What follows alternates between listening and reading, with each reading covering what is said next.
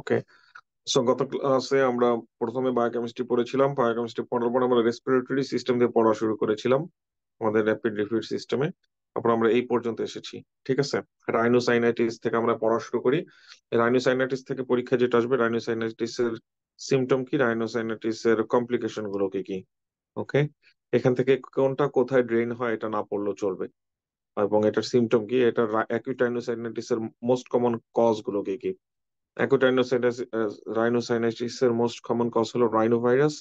আর bacterial infection যদি হয় সেটা হলো নন টাইপেবল এইচ ইনফ্লুয়েঞ্জি। এই কথাগুলো কেন ইম্পর্টেন্ট, এই যে নন টাইপেবল এইচ ইনফ্লুয়েঞ্জি এটা হলো মোস্ট কমন, অথবা এস নিউমোনিয়া এটা হলো মোস্ট কমন।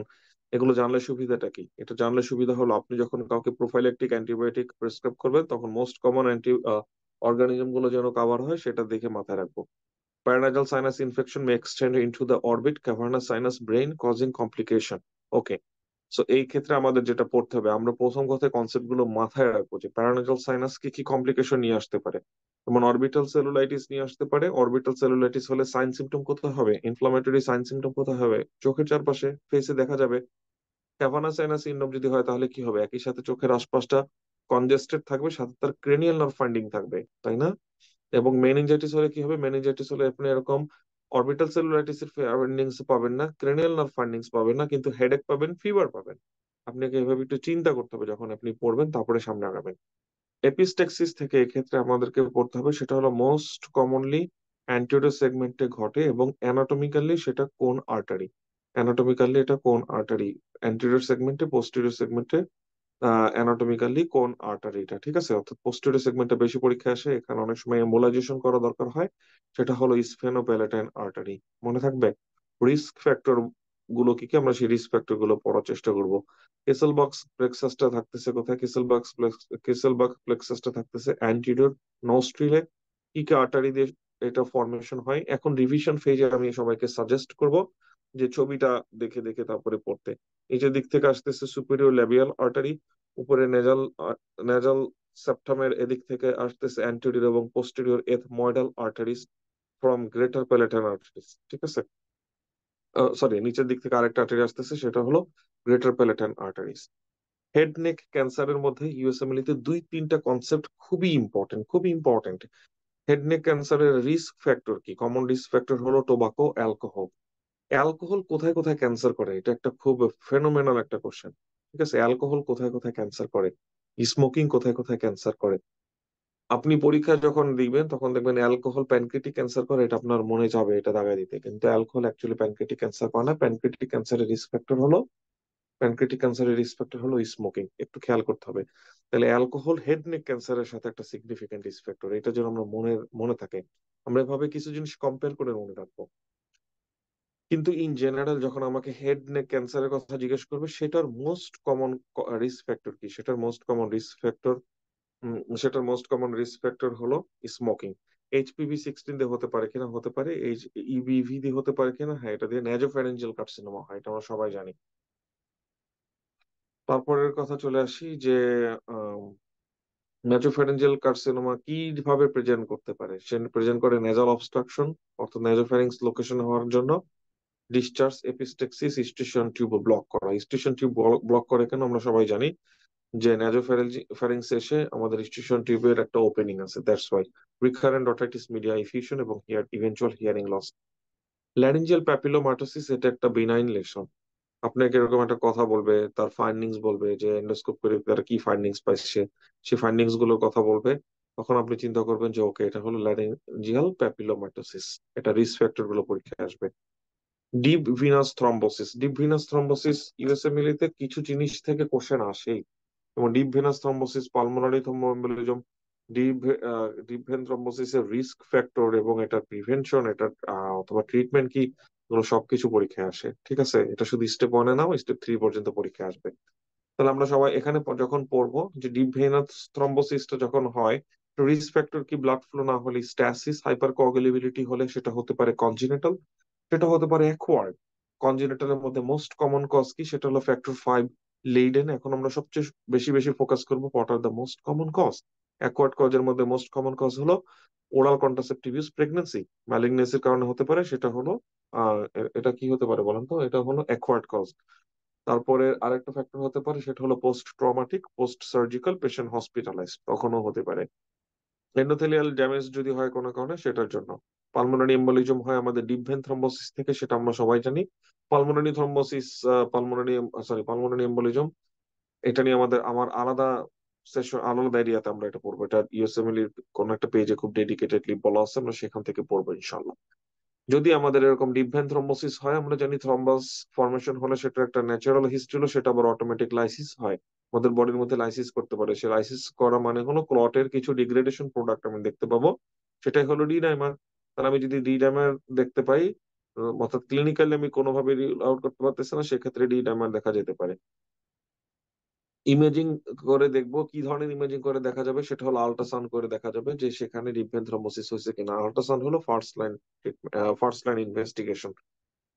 এখন কোন একটা পেশেন্টের ক্ষেত্রে যদি আমি দেখে ফেলি যে তার কি হয়ে গেছে, তার ডিপ ভেন থ্রম্বোসিস হয়ে গেছে, সেটার অথবা আমি তার ডিপ ভেন থ্রম্বোসিসটাকে প্রিভেন্ট করতে চাই, দুইটার ক্ষেত্রে আমাদের যেটা ইউজ করা হয় সেটা হলো আনফ্র্যাকশনেটেড হেপারিন অথবা লো মলিকুলার ওয়েট হেপারিন। আচ্ছা ভাইয়া, তাহলে এটা কি করে হলো যে আমি একটা পেশেন্টকে ম্যানেজমেন্টও করবো এটা দিয়ে, আবার প্রোফাইল্যাক্সিসও করবো এটা দিয়ে? সো এটা কিভাবে সম্ভব? এনিওয়ান, কেউ জানেন কিভাবে সম্ভব এটা? একটা ড্রাগ আমি তাহলে ম্যানেজমেন্ট আর প্রোফিলাক্সিস, তার মানে কি, মানে ড্রাগ হওয়া, ডিজিজ হওয়ার আগে ধুমা মারা শুরু করে দিলাম, এটাই কি হয়ে গেল প্রোফিলাক্সিস?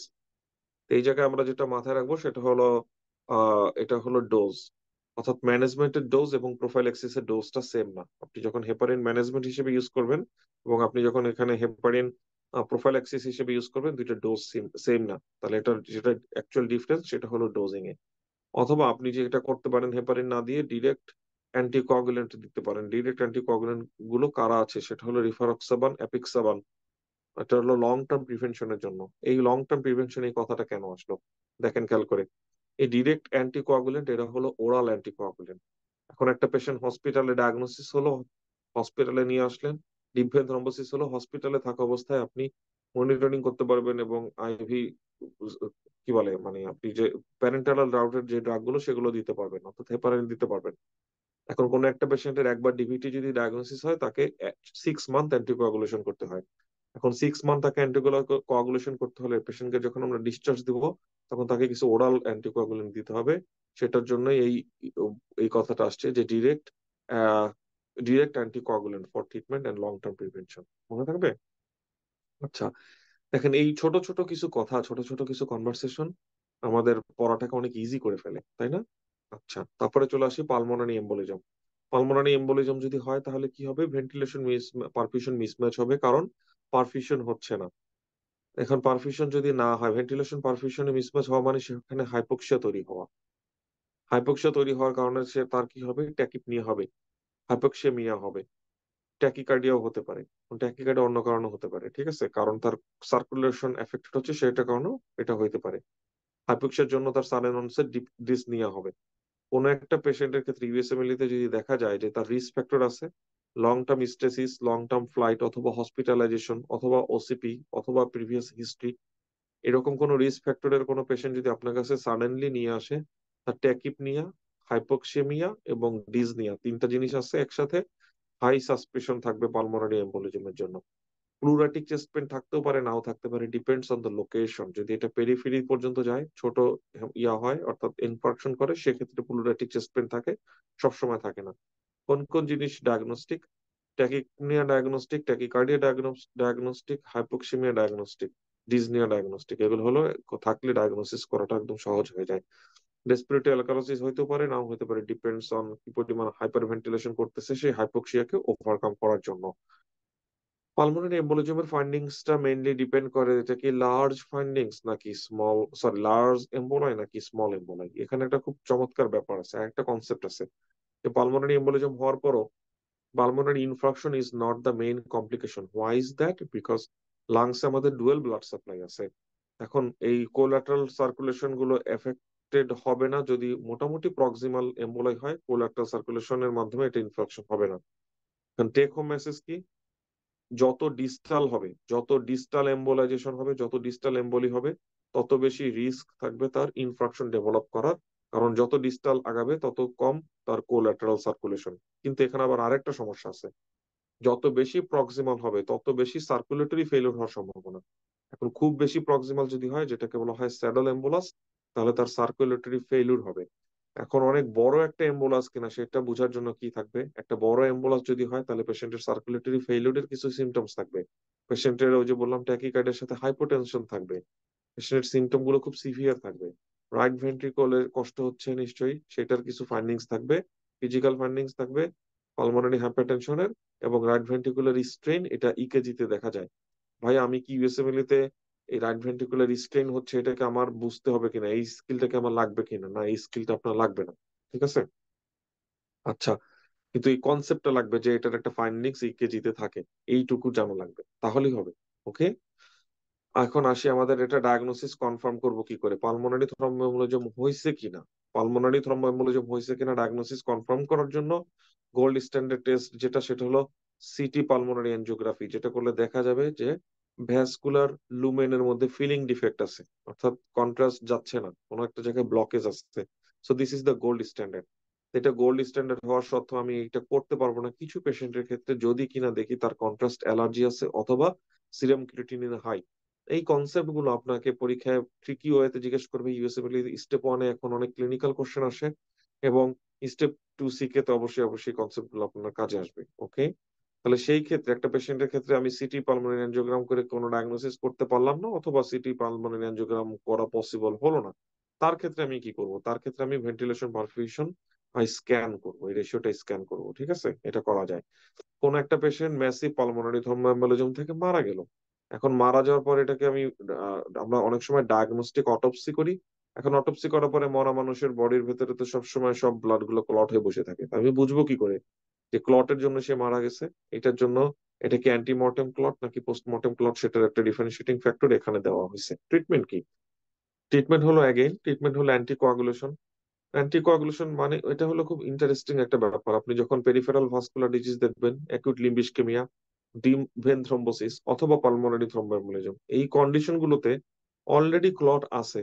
আমাদের যেটা ট্রিটমেন্ট গোল, এই ক্লটটাকে লাইসিস করার চেয়ে বেশি ট্রিটমেন্ট গোল যেটা, মানে মেইন ট্রিটমেন্ট গোল যেটা, এই ক্লটটা যেন আরো আরো মানে বেড়ে না যায়। ঠিক আছে, এটা প্রোগ্রেশনটাকে প্রিভেন্ট করাটাই হলো treatment.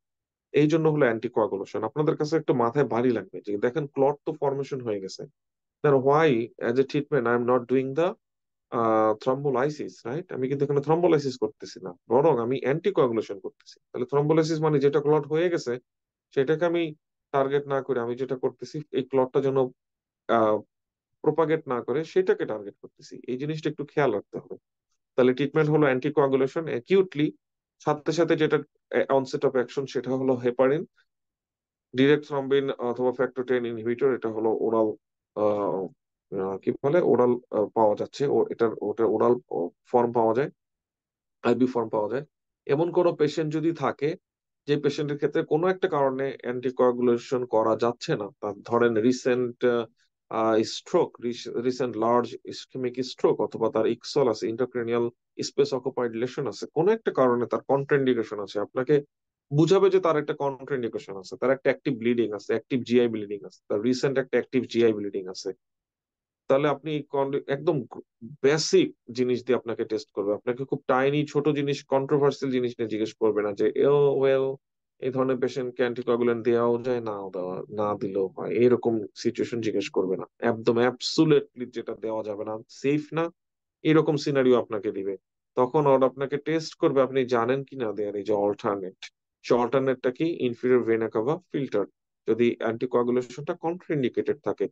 There R some other form of embolism, সেগুলো কি? সেগুলো হলো ফ্যাট, তারপরে এয়ার, তারপরে থ্রম্বাস, তারপরে ব্যাকটেরিয়া, তারপরে অ্যামনিওটিক ফ্লুইড, তারপরে টিউমার। এগুলো সম্পর্কে আমাদের জানতে হবে, ক্লিনিক্যাল সিনারিও গুলো জানতে হবে, প্রেজেন্টেশন গুলো কেমন হয়। ফ্যাট এম্বোলাই হবে সাধারণত মেজর ট্রমার পরে, মেজর ট্রমা, মেজর কোনো লার্জ বোন ফ্র্যাকচার হয়েছে।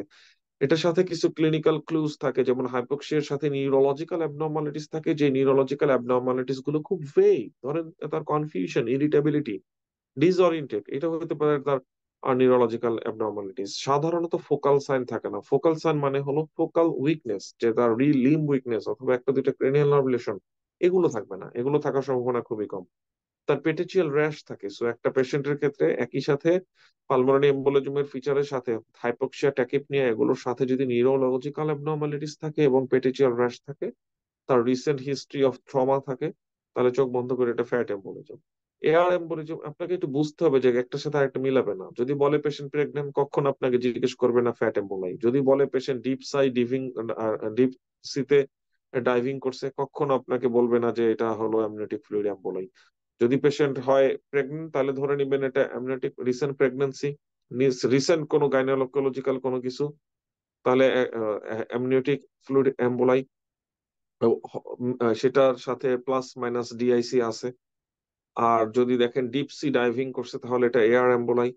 অথবা তার চেস্টের উপরে যে ভেইন গুলো আছে, সেই ভেইনে কোনো কারণে পাংচার হয়েছে নিউরোসার্জারির সময়, অথবা সেন্ট্রাল ভেনাস লাইন করার সময় আহ জুগুলার ভেইনে, সেখানে পাংচার থেকে এয়ার ঢুকছে, সেটা হইতে পারে। অর্থাৎ সিনারিও গুলো একটু বোঝার চেষ্টা করবেন যে কোন সিনারিও থেকে আপনাকে কি জিজ্ঞেস করবে। ওকে।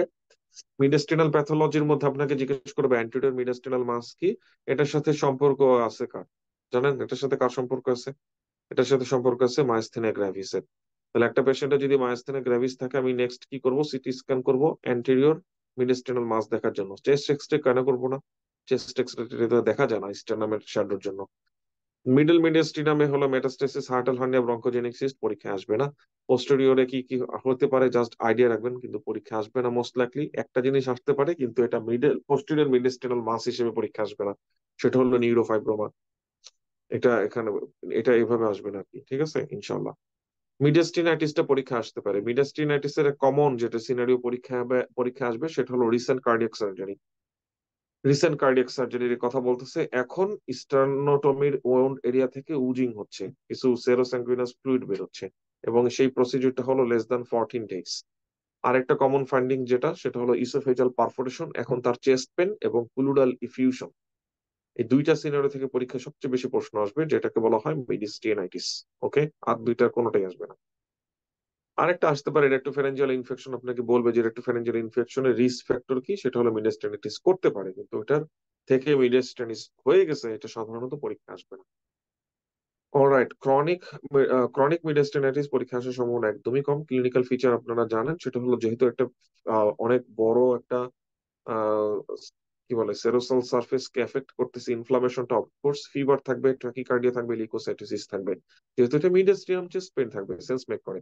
আর ইস্টার্নাল ওউন্ড যদি থেকে থাকে, অর্থাৎ রিসেন্ট স্টার্নোটমি অথবা কার্ডিয়াক সার্জারি, সেক্ষেত্রে ইস্টার্নাল ওউন্ড ড্রেনেজ হবে। ওকে। নিউমোমেডিয়াস্টিনাম জিনিসটা কি, নিউমোমেডিয়াস্টিনাম কখন পাওয়া যাবে, এগুলো বুঝতে হবে যে একটু চিন্তা করতে হবে যে কোথায় কোথায় পাওয়া যায়। কারণ ইউএসএমএল তে আপনি যখন একটা কোশ্চেন পড়বেন, আপনাকে বুঝতে হবে আপনার কাছে কি মনে হয় নিউমোমেডিয়াস্টিনাম যদি পরীক্ষায় আসে কি জিজ্ঞেস করবে? ডায়াগনোসিস জিজ্ঞেস করবে, তাই না?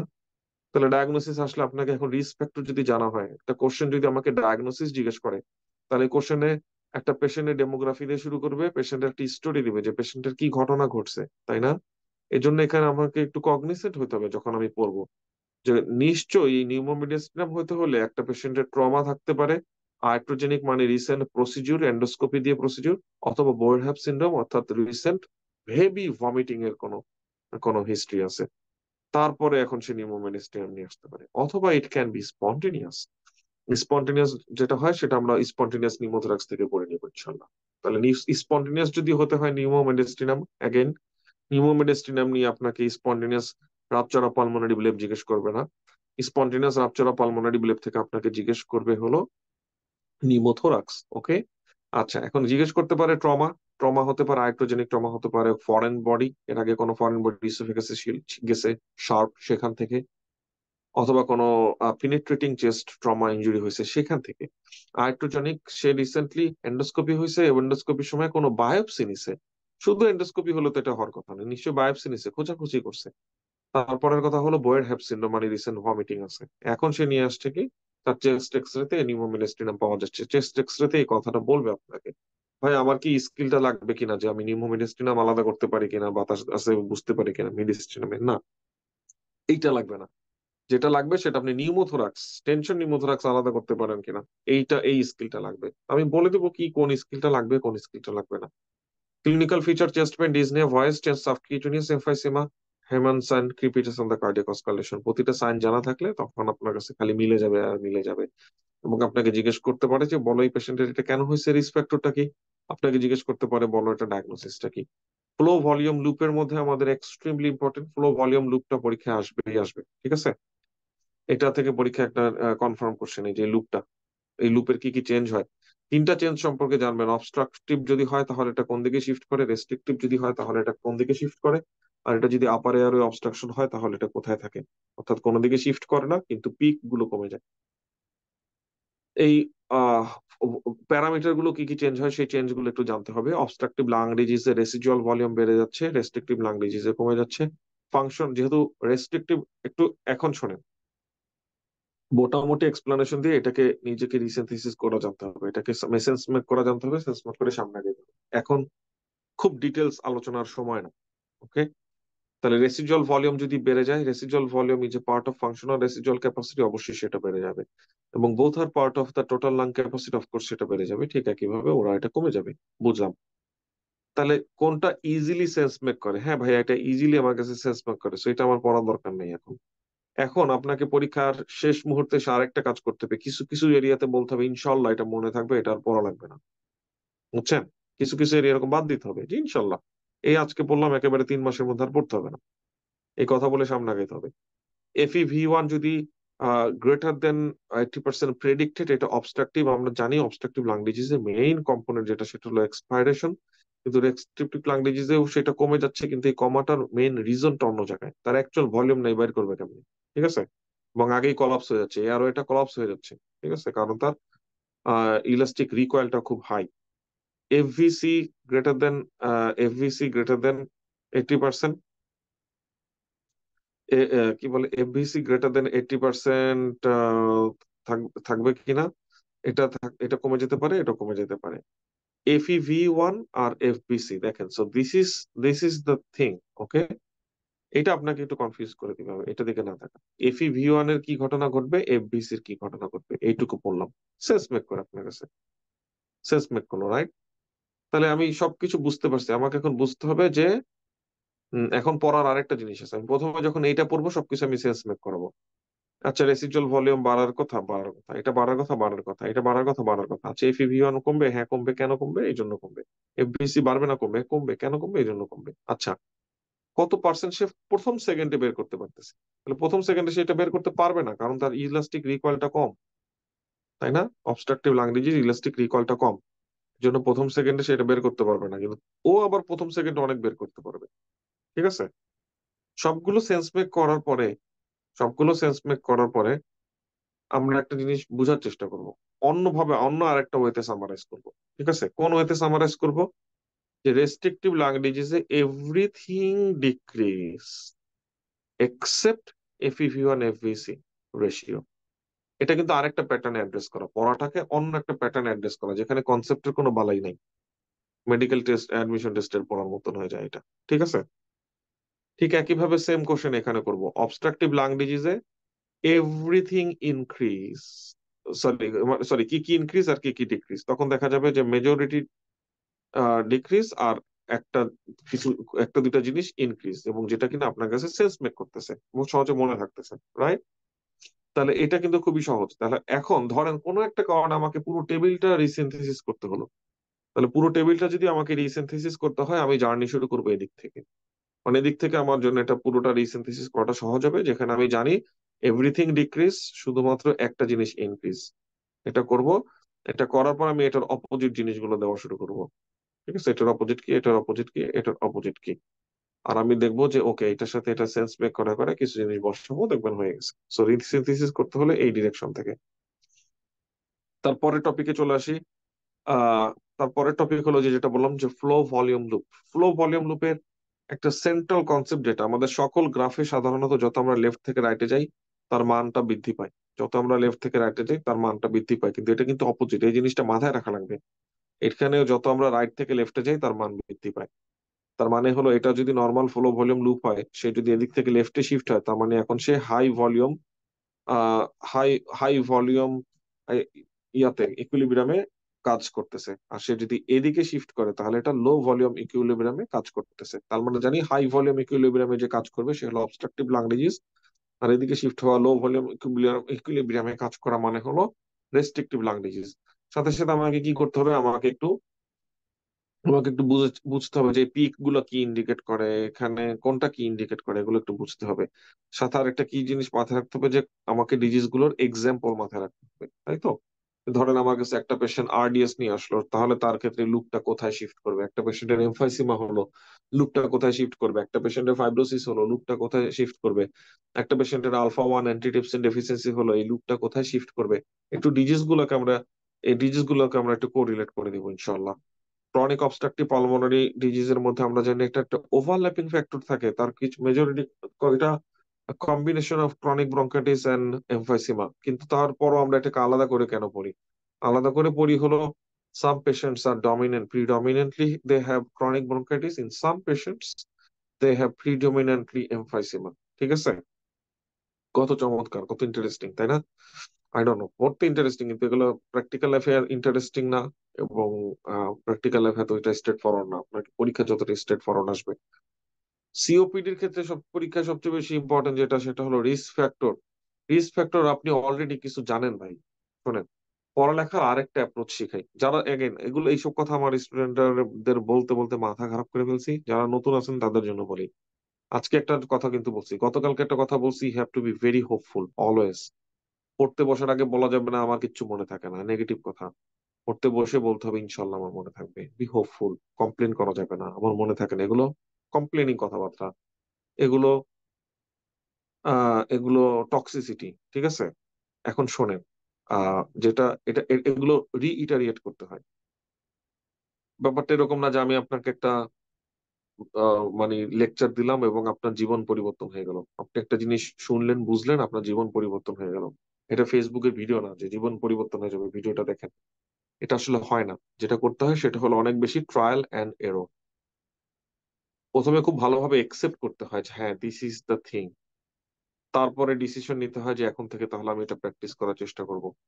প্র্যাকটিস করতে যেয়ে আপনি অনেকবার ভুল করবেন, অনেকবার আপনি ভুলে যাবেন, অনেকবার আপনি সেই জিনিসটা ইমপ্লিমেন্ট করতে পারবেন না, কিন্তু তারপরও সেটাকে বারবার ট্রাই করতে হবে। The same thing happened with me. আমি আপনাদেরকে বলছি না যে কখনো জীবনে কোনো কিছু নিয়ে কমপ্লেন করা যাবে না।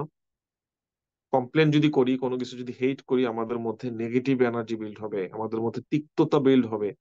এটা হেলদি না, এটা আমাদের হ্যাপিনেস কে এফেক্ট করবে, এটা লার্নিং কে এফেক্ট করবে, এটা আমাদের প্রোগ্রেশন কে এফেক্ট করবে, এটা আমাদের প্রোডাক্টিভিটি কে এফেক্ট করবে। তো same thing happened with me.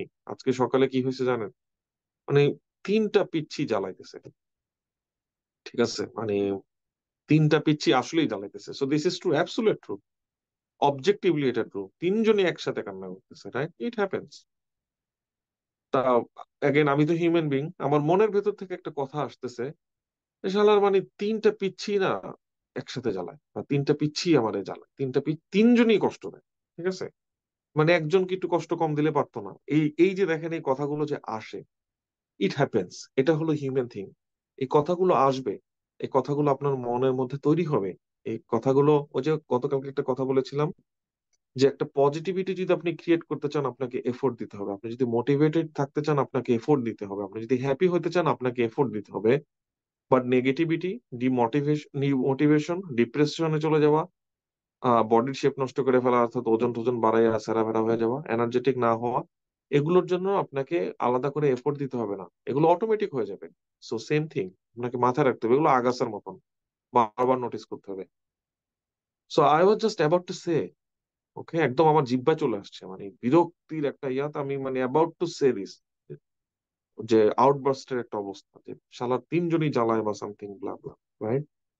Just thing, এটা কিভাবে পুরো এনভায়রনমেন্টটা কি আগের চেয়ে বেটার হতো নাকি খারাপ? সেই ইয়াটা বলে ফেললে আমি নিজের জন্য ভালো হতো না, কোনো কিছুর জন্য এটা ভালো হতো না, তাই না?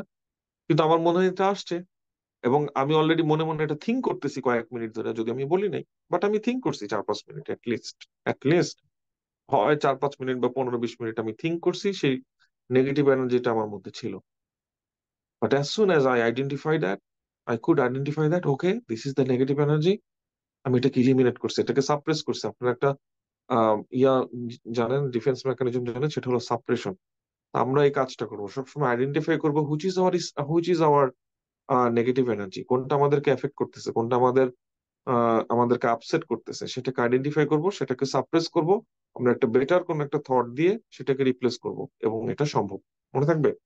তা পড়তে বসে পড়ার ক্ষেত্রে গতকালকে এই কথাগুলো বলছি যে অলওয়েজ বি হোপফুল, পেছনের জিনিসটা নিজেকে ব্লেম দেওয়া যাবে না, এবং সামনের জিনিসের ব্যাপারে সবসময় কি করতে হবে? হোপফুল থাকতে হবে। ঠিক একই ভাবে পড়তে বসে আপনি সবসময় বলবেন যে ইনশাল্লাহ মনে থাকবে, ইনশাল্লাহ এটা পড়লে মনে থাকবে, ইনশাল্লাহ এটা একবার পড়ছি আর ভুলবো না। ঠিক আছে? এইভাবে এভাবে আপনি সামনে আগাবেন, দেখবেন অনেক সহজ হয়ে গেছে। ওকে? আগেই কমপ্লেন করা যাবে না যে মনে থাকবে না, মনে থাকে না, এগুলো না। ইনশাল্লাহ মনে থাকবে। আরেকটা কথা ভাববেন যে অলরেডি অনেক কিছু আপনার মনে আছে, অলরেডি আপনি অনেক কিছু জানেন। এই ক্লাসে যদি এখন আমি জিজ্ঞেস করি যে সিওপিডি রিস্ক ফ্যাক্টর হলো স্মোকিং, কে কে জানেন হাত তুলেন?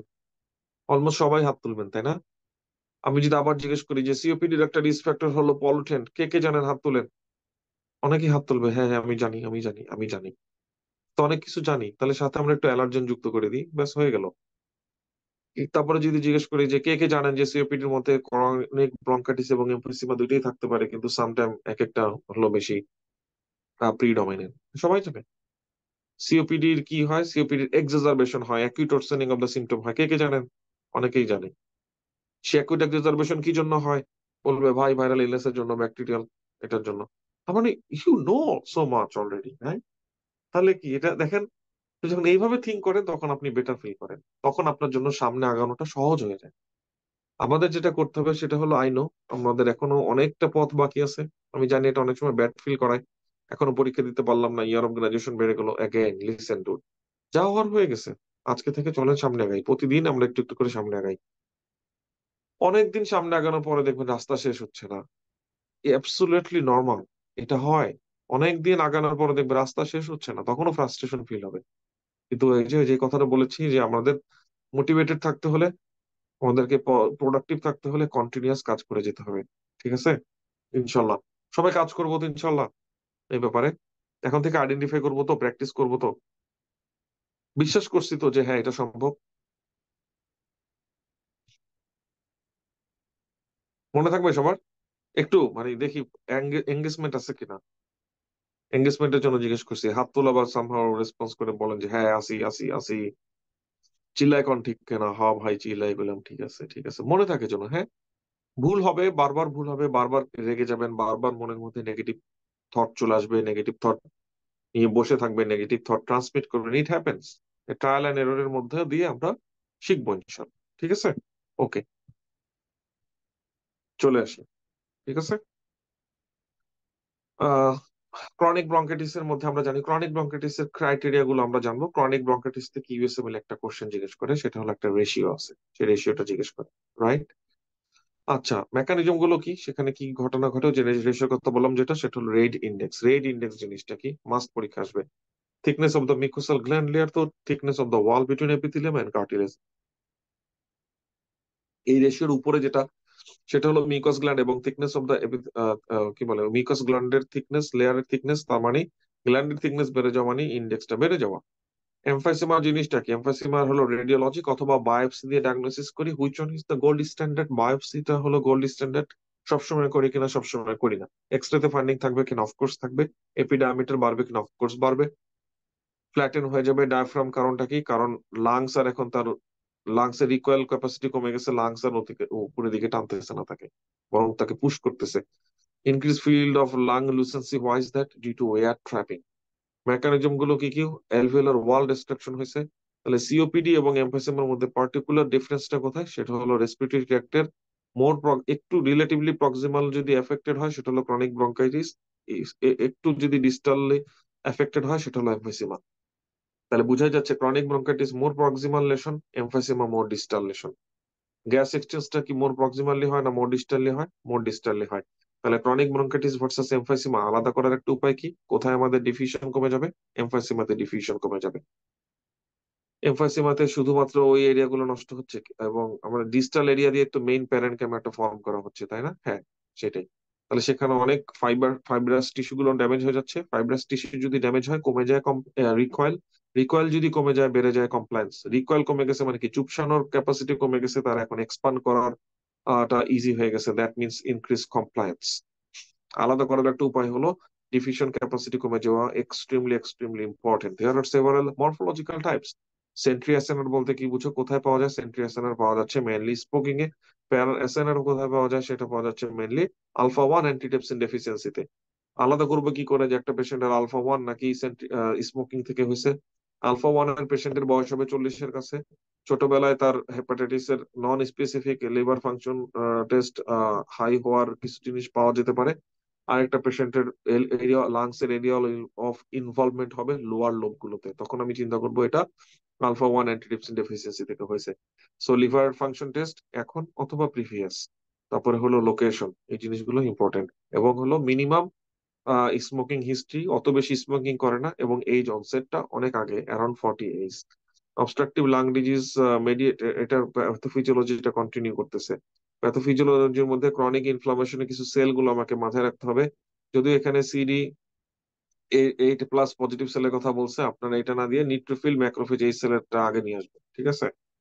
ক্রনিক ইনফ্লামেশন থাকে সেই জন্য এটা, কিন্তু অ্যাকচুয়ালি এখানে নিউট্রোফিল ম্যাক্রোফেজের ড্যামেজ হয়। যদিও এখানে আপনাকে সেলের ড্যামেজ নিয়ে খুব একটা বেশি জিজ্ঞেস করবে না, কিন্তু আপনাকে যদি জিজ্ঞেস করে যে একটা পেশেন্টের ARDS হয়েছে, অ্যাকুট রেসপিরেটরি ডিস্ট্রেস সিনড্রোম হয়েছে, এখানে কোন সেল ইনভলভ, অ্যান্সার হবে নিউট্রোফিল। এটা পরীক্ষা আসার সম্ভাবনা বেশি। প্রোটিয়েজ এবং অ্যান্টিপ্রোটিয়েজ এর মধ্যে যে পার্থক্য, মানে ইমব্যালেন্স, সেটার জন্য এই ঘটনাটা ঘটতেছে। আমরা অ্যান্টিপ্রোটিয়েজ সাপ্লাই দিচ্ছি ব্লাডের মাধ্যমে, সেটা আসতেছে সিনথেসিস করতেছে লিভার, সেটা হলো অ্যান্টিটিপসিন। দ্যাটস ওয়াই অ্যান্টিটিপসিন এই কাজটা করে। অ্যান্টিটিপসিন যদি আমি পাওয়া যায়, তাহলে আমি কি করতে পারবো? সরাসরি অ্যান্টিটিপসিন লেবেল করতে পারবো, অ্যান্টিটিপসিনটা চেক করতে পারবো। অ্যান্টিটিপসিন ডেফিসিয়েন্সি যা, তার আর কিসের রিস্ক ফ্যাক্টর আছে? হেপাটোসেলুলার, সরি, লিভার সিরোসিস এবং হেপাটোসেলুলার কার্সিনোমা হওয়ার রিস্ক ফ্যাক্টর আছে। চলে যাবো আমরা অ্যাজমাতে। অ্যাজমার মধ্যে আমাদের কজ গুলো জানবো। সবচেয়ে বেশি মোস্ট কমন ট্রিগার হলো এনিম্যাল ড্যান্ড্রাফ ইউএস এর ক্ষেত্রে। অ্যাজমাটা হতে পারে ইন্ট্রিনসিক, অ্যাজমাটা হতে পারে এক্সট্রিনসিক, মানে কোনো এক্সটার্নাল অ্যালার্জেন দ্বারা সে প্রভাবিত, অথবা কোনো এক্সটার্নাল অ্যালার্জেন ছাড়াই তার ঘটনা ঘটছে, সেটা হলো ইন্ট্রিনসিক। ইন্ট্রিনসিকটা মোর কমন এল্ডারলি পপুলেশনে, এক্সটেন্সিকটা মোর কমন হলো ইয়ং অ্যাডাল্টে। অ্যাগেইন, যার অলরেডি অ্যাজমা আছে তার ক্ষেত্রে অ্যাজমার অ্যাটাকটা আরো বেড়ে যেতে পারে, ট্রিগার হতে পারে in presence of allergen, in presence of viral upper respiratory infection or stress. USMLE আরেকটা জিনিস খুবই পছন্দ করে যে আপনি একটা একটা পেশেন্টের অ্যাজমা সিমটম বেড়ে গেল কিসের পরে? অ্যাসপিরিন অথবা NSAID দেওয়ার পরে। কেন? সেটার মেকানিজম, এই মেকানিজমটা আপনারা সবাই জানেন। তারপরে কথা হলো ডায়াগনোসিস। অ্যাজমার ডায়াগনোসিস হলো ক্লিনিক্যাল ডায়াগনোসিস, যদিও কিন্তু এখানে আপনাকে জানতে হবে যে তার সিমটম গুলো কি কি, এবং এখানে মিথাকোলিন চ্যালেঞ্জ টেস্ট কিভাবে হয়। মিথাকোলিন চ্যালেঞ্জ টেস্ট অ্যাকচুয়ালি এটা হলো একটা অ্যাসিটাইল কোলিনের অ্যানালগ। অর্থাৎ এটা যখন দিব, ব্রঙ্কো কনস্ট্রিকশনটা অ্যাগ্রাভেট হবে। ব্রঙ্কো কনস্ট্রিকশন যদি অ্যাগ্রাভেট হয়, পালমোনারি ফাংশন টেস্টে আমি কি জিনিস দেখতে পারবো? আমাদের ফ্লো কমে যাবে। অর্থাৎ ফ্লো যদি কারো 20% কমে যায়, ফ্লো যদি আমাদের স্পাইরোমেট্রিতে ফ্লো যদি কমে যায় 20%, এই মিথাকোলিন দেওয়ার পরে 20% ফ্লো রিডাকশন মানে চোখ বন্ধ করে এটা অ্যাজমা। মনে থাকবে? কারণ অ্যাজমার যেটা এয়ারওয়ে, তার একটা স্পেসিফিক ক্যারেক্টার হলো hyper sensitivity. How do I identify hyper sensitive people? Do you know that? কিভাবে হাইপার সেন্সিটিভ পিপল আইডেন্টিফাই করবেন? যাদেরকে প্রশংসা করলে বেশি খুশি হয়ে যায়, বেশি মোটিভেটেড হয়ে যায়, ও একটা হাইপার সেন্সিটিভ স্টুডেন্ট অথবা হাইপার সেন্সিটিভ ফ্রেন্ড। ওর কাছ থেকে একটু একটু 10 ইঞ্চি দূরত্ব বাড়ায় রাখবেন।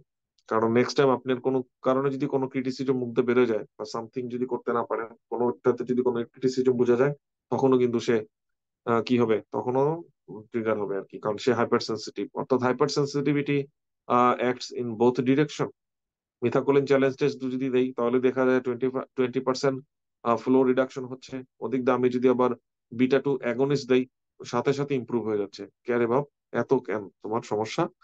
ক্রনিক ফাইন্ডিং গুলো কি পাওয়া যায় অ্যাজমাতে? অ্যাজমাতে ক্রনিক ফাইন্ডিং গুলোর মধ্যে হলো কার্সম্যান স্পাইরাল পাওয়া যায়। সেটা ফর্ম হচ্ছে কি দিয়ে? সেখানে চারকোট লেডেন ক্রিস্টালের ফরমেশন গুলো কি কি, এগুলো অ্যাকচুয়ালি ক্রনিক ক্ষেত্রে পাওয়া যাচ্ছে, ঠিক আছে? ক্রনিক চেঞ্জেস কি কি আছে? অ্যাজমার যে ইনসাল্টটা, সেটার মধ্যে অ্যাকিউট ইনসাল্টকে হেল্প করতেছে, সরি হেল্প না, অ্যাকিউট ইনসাল্টকে রোল প্লে করতেছে। Extremely important. অ্যাকিউট ইনসাল্টটা হচ্ছে কোন কেমিক্যাল মেডিয়েটরের মাধ্যমে, এবং ক্রনিকটা হচ্ছে কিসের মাধ্যমে? ইমিউনোগ্লোবুলিন ইটা ক্রনিকের মাধ্যমে হয়, আর অ্যাকিউটলি যেটা হয় সেটা হলো হিস্টামিন রিলিজের মাধ্যমে, আদার সাইটোকাইন রিলিজের মাধ্যমে, অ্যাকিউট ব্রঙ্কোকনস্ট্রিকশনের মাধ্যমে। সো দুইটা দুইটা প্যাথোফিজিওলজি, একটা হলো অ্যাকিউট আর একটা হলো ক্রনিক। ব্রঙ্কিয়েক্টেসিসটা ইউএসএমএল তে খুবই ইম্পর্টেন্ট। ব্রঙ্কিয়েক্টেসিস এর পেশেন্টের এইজ সাধারণত বেশি থাকবে, ইউএসএমএল সাধারণত আপনাকে দুইটা কমন ডিরেকশনে ব্রঙ্কিকটিসিস জিজ্ঞেস করবে, এবং দুইটা ডিরেকশন থেকে জিজ্ঞেস করে আপনাকে অন্য আরেকটা ডিরেকশনে নিয়ে যেতে পারে। তার কমন ডিরেকশন হলো সিস্টিক ফাইব্রোসিস। সিস্টিক ফাইব্রোসিস এর পেশেন্টের ক্ষেত্রে ব্রঙ্কিকটিসিস হতে পারে। ব্রঙ্কিকটিসিস আর কিছু না, সেটা হলো পার্মানেন্ট ডাইলেশন, এবং সেখানে খুবই সাপোর্টিভ ইনফ্লামেশন থাকে, very prudent thick sputum production. Okay, সাধারণত এটাতে আপনি যেটা দেখবেন পালমোনারি ফাংশন টেস্টে অবস্ট্রাকটিভ লাং ডিজিজের প্যাটার্ন দেখবেন, কিন্তু very heavy thick pleural, sorry, secretion. Okay, আর আলাদা করার একটা উপায় আছে, লার্জ এরিয়া গুলোকে এফেক্ট করে, লার্জ ব্রঙ্কাস গুলোকে এফেক্ট করে। তাহলে ব্রঙ্কিকটিসিস ভার্সাস ক্রনিক ব্রঙ্কিওলাইটিস মধ্যে মোর প্রক্সিমাল হলো ব্রঙ্কিকটিসিস।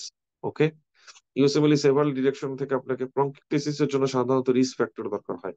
অফকোর্স স্মোকিং এক্ষেত্রে একটা রিস্ক ফ্যাক্টর, কিন্তু আরো কিছু জিনিস আপনাকে জানতে হবে। সিস্টিক ফাইব্রোসিস এর পেশেন্টের রিকারেন্ট ইনফ্লামেশন, রিকারেন্ট ইনফেকশন, সেই রিকারেন্ট ইনফেকশন থেকে দুইটা কার্টিলেজকে একসাথে করে রাখার যে কানেকটিভ টিস্যু সেটাকে ড্যামেজ করে ফেলছে, দেন পটাশ করে কার্টিলেজ গুলো ওপেন হয়ে গেছে, এয়ারওয়ে গুলো বড় হয়ে গেছে। এটা একটা ব্রঙ্কিকটিসিস এর প্যাথোফিজিওলজি। ঠিক একইভাবে কার্টার জেনার সিনড্রোম, সিলিয়া মোবাইল না, সিলিয়ার থেকে সিলিয়ারি বিট করে ইনফেকশন ক্লিয়ার করতে পারে না, রিকারেন্ট ইনফেকশন, বুম। আরেকটা ঘটনা ঘটতে পারে, সেটা হলো টোবাকো স্মোকিং এর জন্য। টোবাকো স্মোকিং হলে যেটা হয়, সিলিয়ারি ডিসফাংশন হয়, কিন্তু এটা মোর অ্যাকিউট। সে পেশেন্টের ক্ষেত্রে বারবার নিউমোনিয়া হতে পারে। অথবা টোবাকো স্মোকিং যদি করে, সেখানে অক্সিডেটিভ স্ট্রেস বেড়ে যায়। অক্সিডেটিভ স্ট্রেস বেড়ে যাওয়ার জন্য সেখানে ইনফ্লামেশন হয়, ইনফ্লামেশন থেকে কানেকটিভ টিস্যু ডিস্ট্রাকশন হয়ে বুম, আরো এগুলো লার্জ হয়ে যেতে পারে। এই প্রতিটা ডিরেকশন জানতে হবে। এটা একটা ক্রনিক ইনফ্লামেটরি কন্ডিশন। এই ধরনের ক্রনিক ইনফ্লামেটরি কন্ডিশন যদি পারসিস্ট করে, আমাদের একটা প্রোটিন ডিপোজিশনের একটা ডিজিজ হয়, সেই ডিজিজটার নাম কি? অ্যামাইলয়েডোসিস। ঠিক আছে, তাহলে ব্রঙ্কিকটিসিস থেকে একটা পেশেন্টের, দেখেন আপনাকে ব্রঙ্কিকটিসিস হলো একটা মানে গেটওয়ে।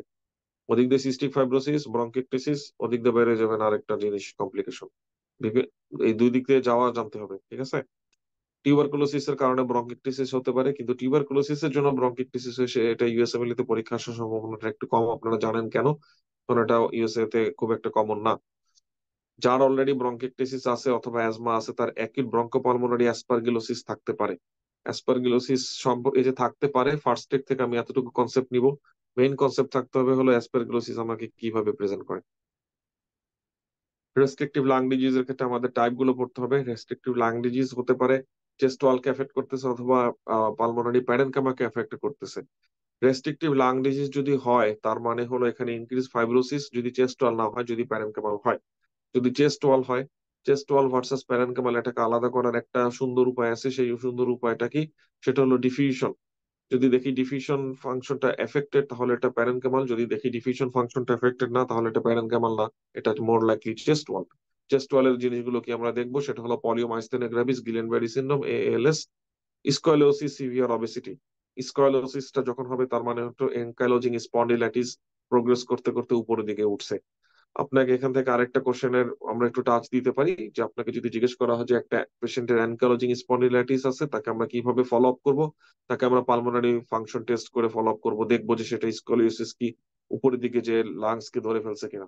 ওকে, চেস্ট ওয়াল আরেকটা কারণে এফেক্টেড হতে পারে, সেটা হলো সিভিয়ার অবেসিটি। বোমাগুলার এফেক্টেড হবে, বোমাগুলারে মার দেবে। যারা খাইয়া খাইয়া মোটা হয়েছিস। তারপরের কথা হলো, এত মোটা হয়েছিস কেন? আমরা সবাই মোটা, মাসুম ভাই আপনিও তো মোটা। তুই কথা বললেন যে ভাই একটু মোটা, 35 বিএমআই হওয়া এক কথা না। তো সবাই একটু খেয়াল করবেন কেমন।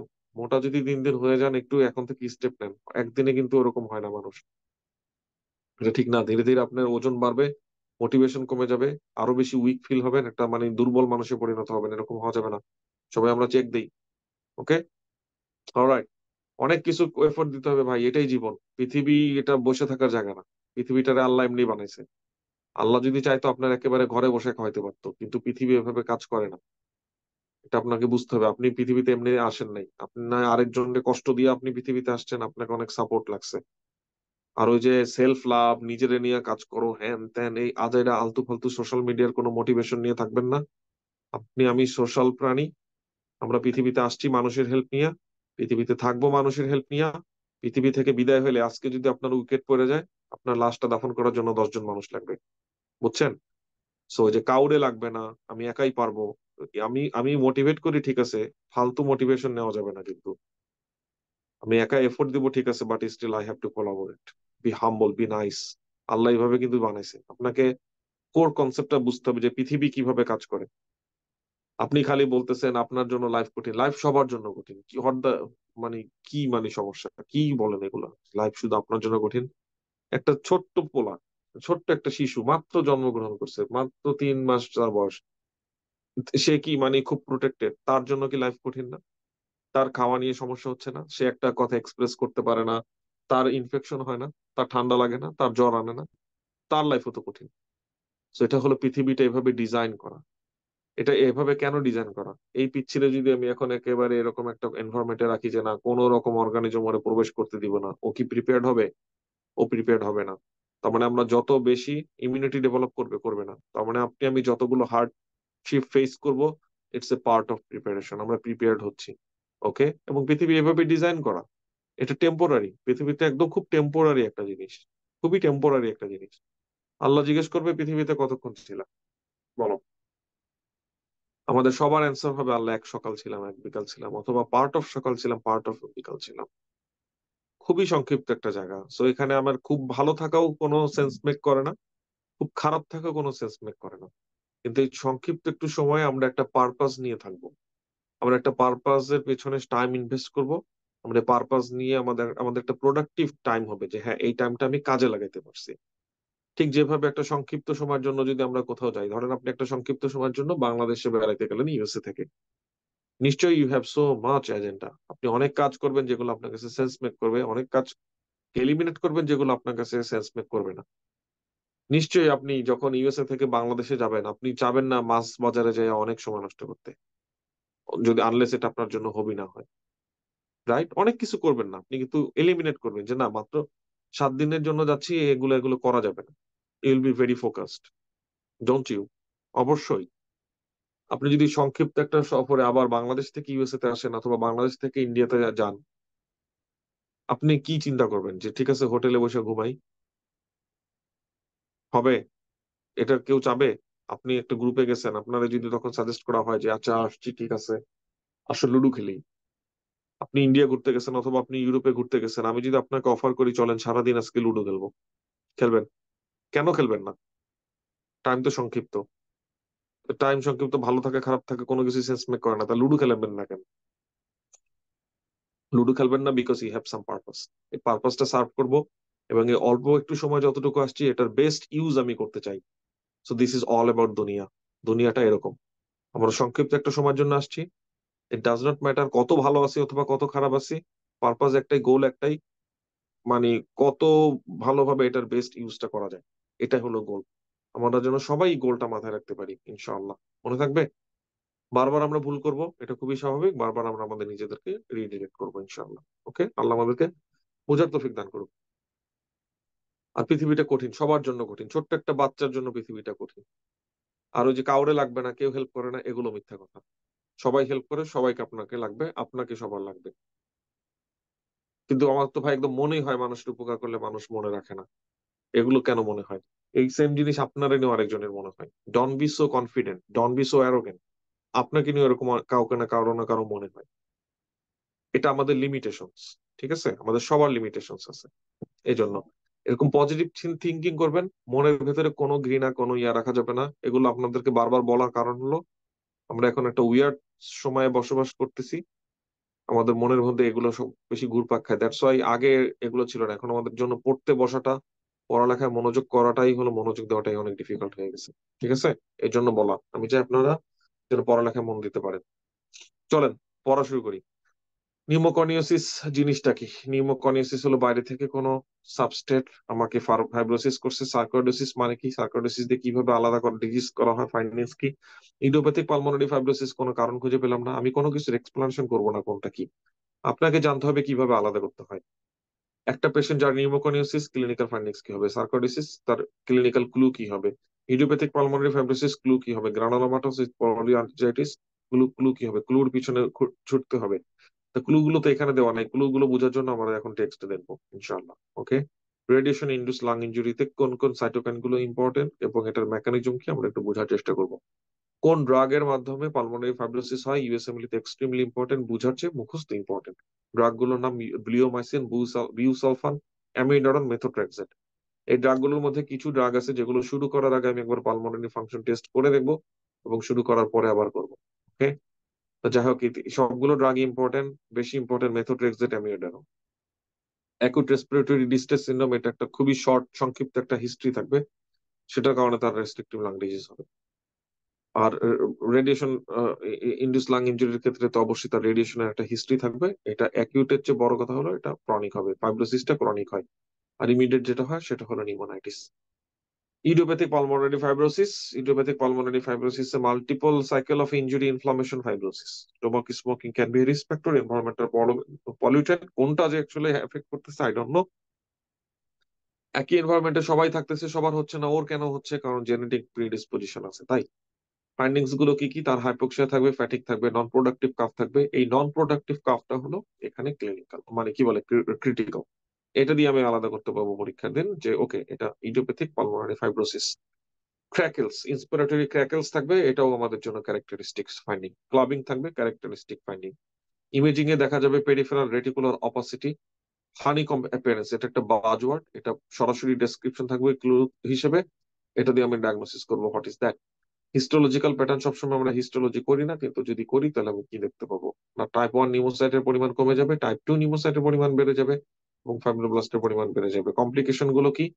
কমপ্লিকেশন যেখানে এখানে রেস্ট্রিকটিভ লাং ডিজিজ একই সাথে ডিফিউশন এফেক্টেড, তার মানে পালমোনারি হাইপারটেনশন হবে। কেন? কারণ হাইপোক্সিয়া থেকে pulmonary vascular vasoconstriction. Right heart failure কেন হবে? ভেসোকনস্ট্রিকশন হয়ে তার রেজিস্ট্যান্স বেড়ে যাবে, সেখান থেকে করোনারি আর্টারি ডিজিজ হবে। তার রাইট হার্টের এখন অক্সিজেন ডিমান্ড বেড়ে গেছে, সেখান থেকে ইভেনচুয়াল রেসপিরেটরি ফেলিওর। কিছু কিছু ক্ষেত্রে সে লাং ক্যান্সারের দিকে আগাবে। হাইপার সেন্সিটিভিটি নিউমোটাইটিস এর কোন ধরনের হাইপার সেন্সিটিভিটি কাদের জন্য হয়, এবং এটা ইউএসএমএলতে পরীক্ষা আসার সম্ভাবনা খুব বেশি। কোন ধরনের হাইপার সেন্সিটিভিটি কোন অর্গানিজমের এগেনস্টের ক্ষেত্রে হয়? ফার্মারের ক্ষেত্রে হচ্ছে, যারা পাখি নিয়ে ইয়া করে তাদের ক্ষেত্রে হচ্ছে। আমি যদি বায়োপসি করি সেক্ষেত্রে আমি যেটা দেখবো সেটা হলো নন ক্যাজিং গ্রানুলোমা। ট্রিটমেন্ট কি হবে? ট্রিটমেন্ট হবে হলো এই যে হাইপার সেন্সিটিভিটি রিঅ্যাকশন, তো ওই অ্যালার্জেন থাকে তাকে দূরে নিয়ে যাও। সার্কোইডোসিস থেকে যদি একটা কোশ্চেন না থাকে, টাকা ফেরত। সার্কোইডোসিস, সার্কোইডোসিসের ক্ষেত্রে এলিভেটেড সিরাম এসিই লেভেল এবং elevated CD4 CD8 ratio in bronchoalveolar level, এটা এগুলো কি সবসময় করি? প্রথম কথা, এলিভেটেড সিরাম এসি লেভেল এটা ডায়াগনস্টিক না, এটা মোর অ্যাবাউট আর কি পরীক্ষায় জিজ্ঞেস করে, এই জন্য আসছে, কিন্তু এটা কোনোভাবে ডায়াগনস্টিক হেল্পফুল না। ব্রঙ্কোঅ্যালভিওলার লেভেল এটা একটা ইনভেসিভ প্রসিডিউর, এটা আমরা সবসময় করি না। সার্কোইডোসিস এটা ক্লিনিক্যালি ডায়াগনোসিস করতে হবে আপনাকে, তার সিমটম বেচ করে, এবং তার চেস্ট এক্সরে তা যখন আমি দেখবো বায়োলেটারাল অ্যাডেনোপ্যাথি দেখা যাচ্ছে, তখন আমি ধরে নিব এটা sarcoidosis. Clinical diagnosis sufficient. Clinical ডায়াগনোসিসে যদি স্যাটিসফাই না হন, সেক্ষেত্রে আপনি লিম্ফ নোড গুলোর বায়োপসি নিতে পারেন। লিম্ফ নোডের বায়োপসি নেওয়ার চেষ্টা করবো পেরিফেরিতে, প্রথমে মিডস্টিনামে যে গুতাগুতি করবো না। কারণ যখনই আপনি কথা বললাম যে পেরিফেরি থেকে লিম্ফ নোডের বায়োপসি নিব, যেটা আমাকে বলতেছে এটার এক্সট্রা পালমোনারি কিছু ম্যানিফেস্টেশন থাকবে। ইউএসএমএলতে যখনই কোনো কিছু বলবো, এক্সট্রা পালমোনারি ম্যানিফেস্টেশন, লাংসের ডিজিজ এক্সট্রা পালমোনারি ম্যানিফেস্টেশন, ইন্টেস্টিনের disease extra GI manifestation, arthritis extra articular manifestation, extra cardiac manifestation, এগুলো যখন আসবে বাই ডিফল্ট সেটা ইম্পর্টেন্ট হয়ে যাবে। পড়তে গেলে বুঝতে হবে যে কোন কোন জিনিসগুলো ইম্পর্টেন্ট, কোন কোন জিনিস ইম্পর্টেন্ট না। সার্কোইডোসিস এর একটা পেশেন্ট এখন কি কি জিনিস নিয়ে আসতে পারে? সার্কোইডোসিসে কোন ধরনের গ্রানুলোমা পাওয়া যায়? সার্কোইডোসিসে হাইপার ক্যালসিমিয়া পাওয়া যায়, কারণ কি? এখানে ভিটামিন ডি অ্যাক্টিভেশন বেশি হয়। ইনহেলেশন, ভয়েসে প্রবলেম হচ্ছে, আমি একটু একটু ব্রেক নিচ্ছি, প্রিমেচুর ব্রেক নিচ্ছি, ব্রেকের ডিউরেশন 10 মিনিট।